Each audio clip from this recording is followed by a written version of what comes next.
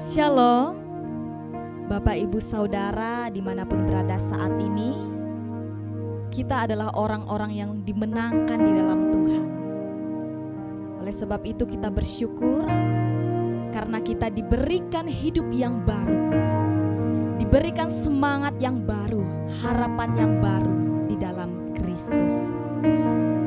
Mari kita datang di hadapan Tuhan, membawa segala ungkapan syukur kita, pujian kita, penyembahan kita bagi Tuhan Yesus Kristus, Sang Juru Selamat dalam kehidupan kita.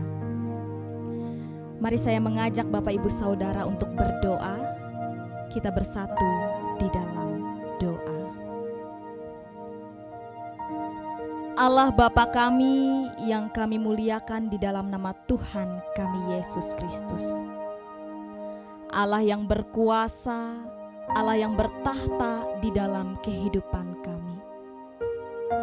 Kami bersyukur ya Tuhan atas cinta kasih Tuhan yang sungguh luar biasa bagi kami. Bahkan melewati pengorbanan Tuhan Yesus di kayu salib, telah memberikan kami kehidupan yang baru, harapan yang baru. Bahkan melewati peristiwa kebangkitan Tuhan, kami menjadi orang-orang yang dimenangkan di dalam Kristus. Hari ini ya Tuhan, kami membawa seluruh kehidupan kami di hadapan-Mu. Kami ingin menyerahkan diri kami sepenuhnya di tangan Tuhan. Biarlah dalam status kehidupan yang baru ini, kami boleh benar-benar menjadi pribadi yang taat dan setia di dalam Tuhan.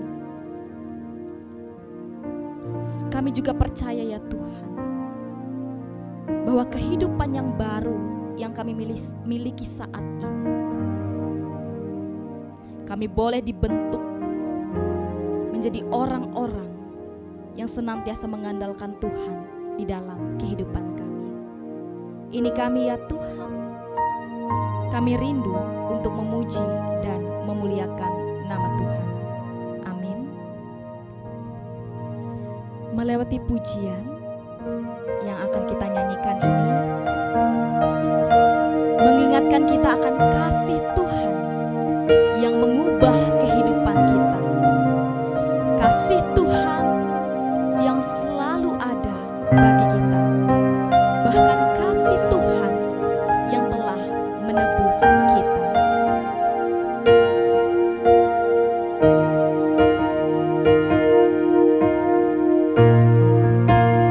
Begitu besar kasih-Mu Bapa, Kau berikan anak-Mu yang tunggal.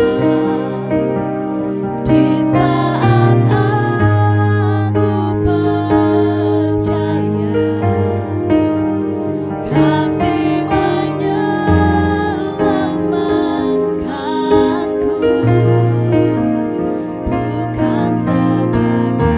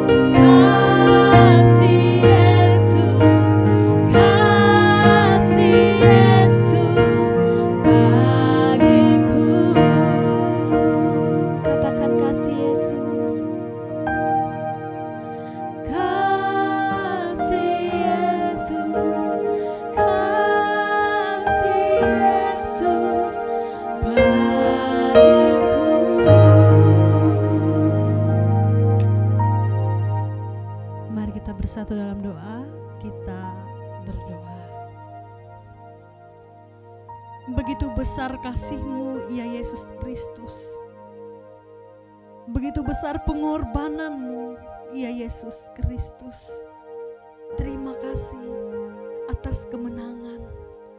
Terima kasih atas setiap pemulihan.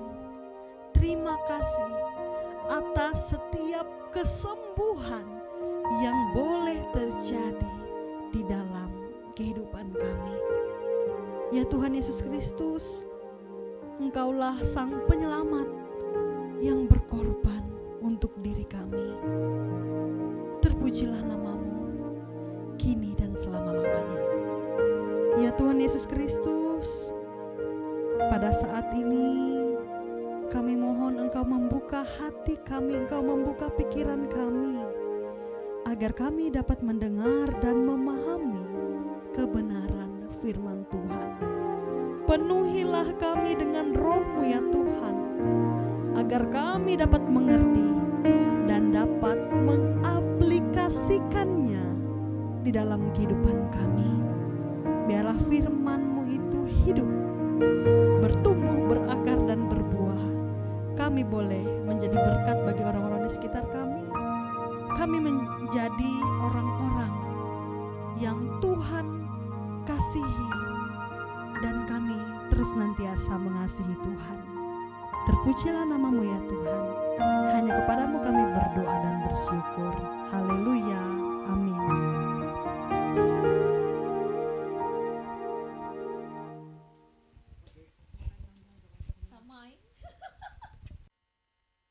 Shalom jemaat yang dikasihi dan diberkati Tuhan. Terima kasih telah kembali bergabung bersama kami dalam siaran YouTube Embun, yang mana pada setiap pagi kami akan melayani Bapak Ibu sekalian dalam renungan singkat dan juga doa. Hari ini kita akan bersama-sama merenungkan firman Tuhan dari kitab 1 Korintus pasal 15 ayat 12 sampai ayat yang ke-19. 1 Korintus pasal 15 ayat 12 sampai 19. Saya akan membacakan satu ayat saja, nanti silakan Bapak Ibu untuk membacakannya secara keseluruhan. Saya membacakan ayat yang ke-19 yang berbunyi demikian di bawah judul perikop kebangkitan kita. Ayat 19, jikalau kita hanya dalam hidup ini menaruh pengharapan pada Kristus, kita adalah orang-orang yang paling malang dari segala manusia. Amin untuk firman Tuhan. Shalom. Bapak Ibu sekalian, hari ini saya membawakan firman Tuhan yang saya beri judul yaitu Kebangkitan Kristus adalah pondasi kita. Bapak Ibu sekalian, seringkali kita terjebak untuk menjalani kehidupan sebagai orang Kristen sebagai rutinitas saja, sebagai jadwal saja, atau sebagai aturan-aturan gereja saja yang kita ikuti setiap hari, setiap saat, setiap bulan, bahkan setiap tahun, dan mungkin sepanjang hidup kita. Kita hanya menjalankannya sebagai rutinitas. Namun di sini di dalam teks yang akan kita pelajari bersama, khususnya Rasul Paulus, ia mengingatkan kepada jemaat di Korintus satu kalimat yang sangat tajam dan penting bagi kita, khususnya sebagai orang-orang Kristen. Jika Yesus tidak bangkit dari kematian, maka seluruh iman kita hanyalah sebuah kebohongan besar yang menyedihkan. Kalimat ini langsung mengingatkan kepada jemaat Korintus untuk kembali mengingat akan suatu peristiwa yang penting. Inti pesan yang mau disampaikan bagi kita pada saat ini bahwa kebangkitan bukan sekedar bonus. Kebangkitan adalah mesin utama dari keselamatan kita. Kebangkitan yang dimaksud adalah kebangkitan Kristus. Kebangkitan Kristus itu tidak sia-sia bagi kita yang percaya kepadanya. Kebangkitan Kristus melambangkan sebuah kemenangan bagi kita yang menjalani kehidupan di tengah dunia ini. Ada 3 bagian yang mau kita pelajari bersama-sama pada saat ini dalam nas yang sudah kita baca. Yang pertama yaitu membangun hidup di atas kebenaran, bukan perasaan. Dan jika Kristus tidak dibangkitkan, maka sia-sialah pemberitaan kami dan sia-sialah juga kepercayaan kamu. 1 Korintus pasal 15 ayat 14. Sebagai manusia mungkin perasaan kita bisa naik turun. Kadang kita merasa Tuhan itu terasa jauh. Kadang mungkin doa kita itu tidak terjawab. Sampai kita bertanya-tanya, kenapa Tuhan tidak menjawab doa saya? Kenapa Tuhan seolah-olah terasa jauh dari kehidupan saya? Dan berbagai hal lain yang kita alami sebagai orang-orang yang percaya kepada Tuhan. Dan itu normal bagi kita sebagai orang-orang yang memang hidup dalam kedagingan kita. Namun, iman kita berdiri bukan di atas perasaan yang berubah-ubah tadi, tetapi di atas fakta bahwa Yesus telah bangkit yang ditandai oleh kubur yang kosong. Oleh karena itu Bapak Ibu sekalian, mari kita mengambil keputusan berdasarkan janji Tuhan. Bukan kepada perasaan kita, mungkin saat keadaan baik, bukan saat keadaan kita, perasaan kita kan bisa naik turun Bapak Ibu sekalian, tetapi mari kita mengambil keputusan karena Tuhan itu sudah hidup dan sudah memegang kendali dalam kehidupan kita. Ketika perasaan berkata Tuhan tidak hadir, ingatlah, fakta kebangkitan tidak berubah sesuai dengan suasana hati kita. Gantikan pernyataan keraguan dengan deklarasi iman. Tuhan bangkit dan Dia memegang hidupku. Lalu yang berikutnya Bapak Ibu sekalian, hidup adalah kemerdekaan dari dosa. 1 Korintus pasal 15 ayat 17 mengatakan, dan jika Kristus tidak dibangkitkan, maka sia-sialah kepercayaan kamu dan kamu masih hidup dalam dosamu.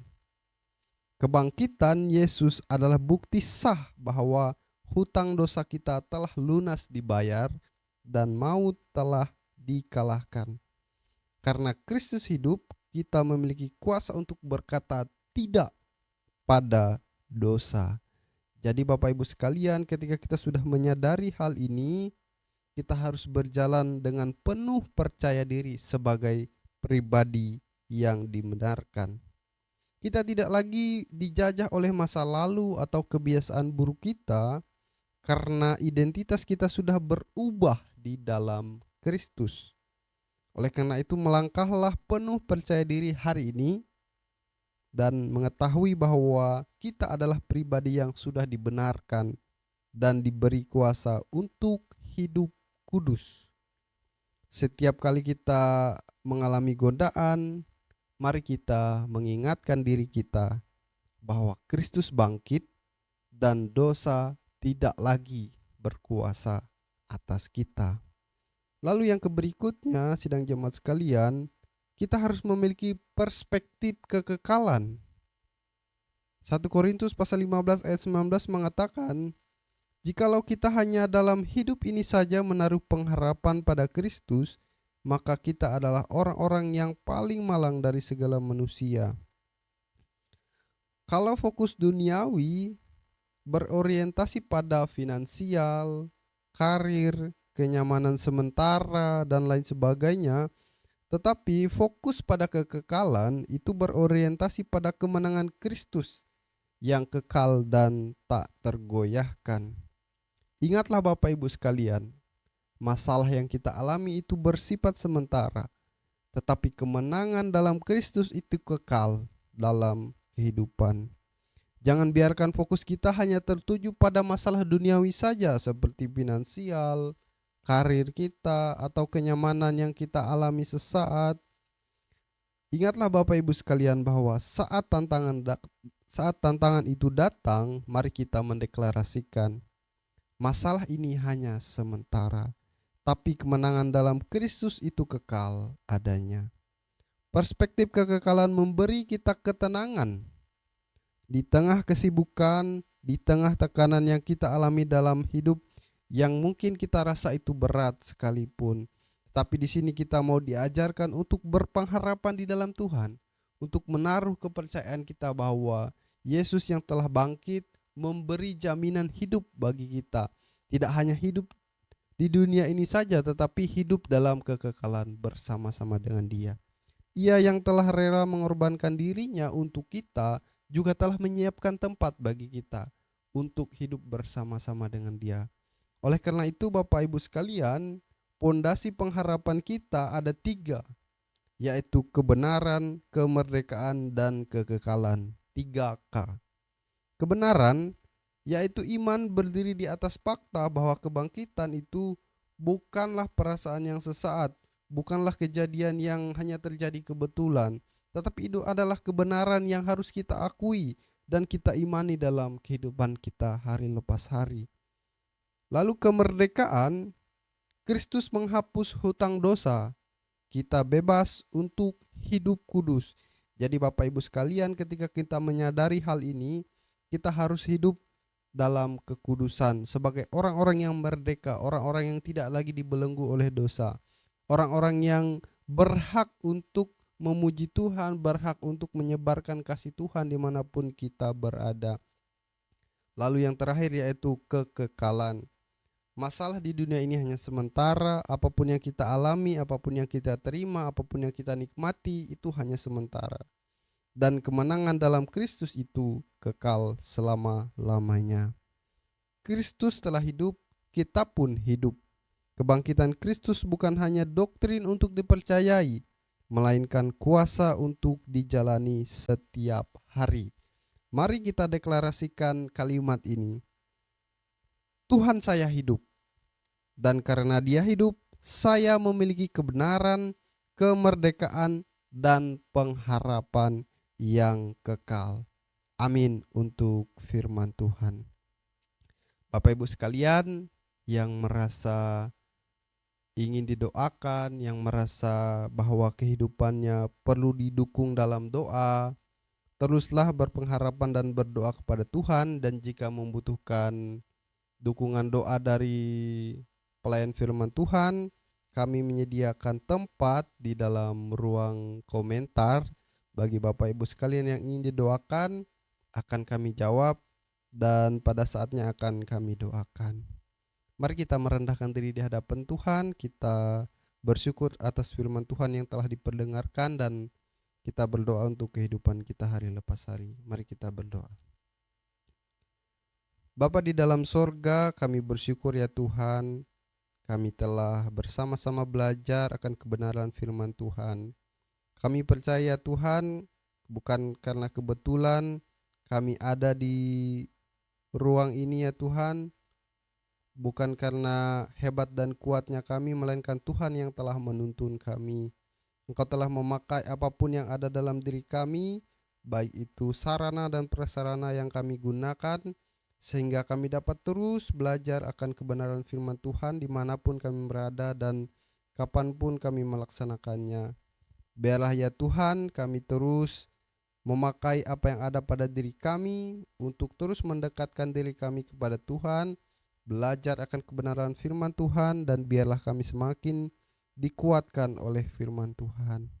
Ya Tuhan, hari ini kami telah belajar bersama-sama akan kebenaran firman Tuhan, untuk selalu percaya bahwa kebangkitan Tuhan adalah kebenaran sekaligus memerdekakan kehidupan kami dan juga menjamin kehidupan kami di masa yang akan datang, yaitu kekekalan.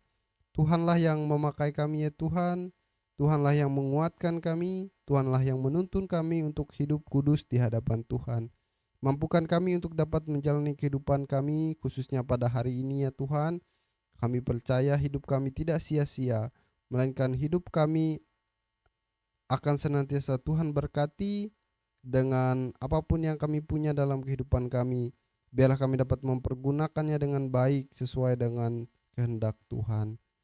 Ya Tuhan, kami berdoa bagi sidang jemaat yang menonton siaran ini, apapun yang menjadi pergumulan mereka, apapun yang menjadi persoalan hidup mereka. Kami tidak tahu ya Tuhan, tapi kami yakin dan percaya Tuhan menolong dan memberkati kehidupan mereka. Tuhan menuntun mereka, bagi yang sakit dikuatkan, disembuhkan, bagi yang berbeban berat dipulihkan, bagi yang dalam kesulitan ekonomi, kesulitan pendidikan, kiranya diberi jalan keluar yang terbaik ya Tuhan. Dan berbagai persoalan lainnya yang tidak kami ketahui. Kami percaya Tuhan, tangan Tuhan tidak kurang panjang untuk menolong dan memberkati kehidupan jemaat-Mu sekalian. Peliharalah kami ya Tuhan, dimanapun kami berada dan apapun yang kami lakukan, baik hari ini bahkan sampai seterusnya. Kiranya Tuhan senantiasa memberkati dan melindungi kami.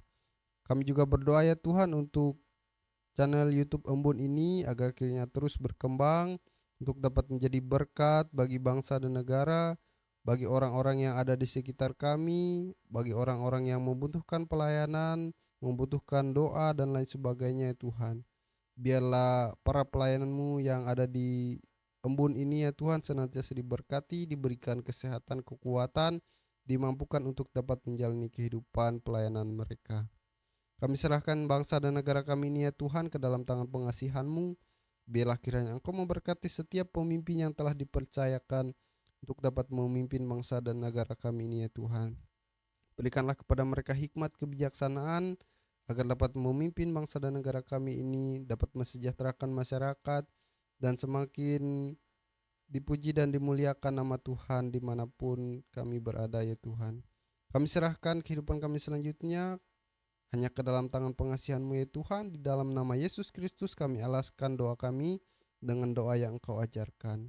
Bapa kami yang di sorga, dikuduskanlah nama-Mu. Datanglah kerjaan-Mu, jadilah kehendak-Mu di bumi seperti di sorga. Berikanlah kami pada hari ini makanan kami yang secukupnya, dan ampunilah kami akan kesalahan kami, seperti kami juga mengampuni orang yang bersalah kepada kami. Dan janganlah membawa kami ke dalam pencobaan, tetapi lepaskanlah kami daripada yang jahat. Karena Engkau yang punya kerajaan dan kuasa dan kemuliaan sampai selama-lamanya. Amin. Terima kasih, Tuhan Yesus memberkati. Sampai jumpa di video selanjutnya. Shalom.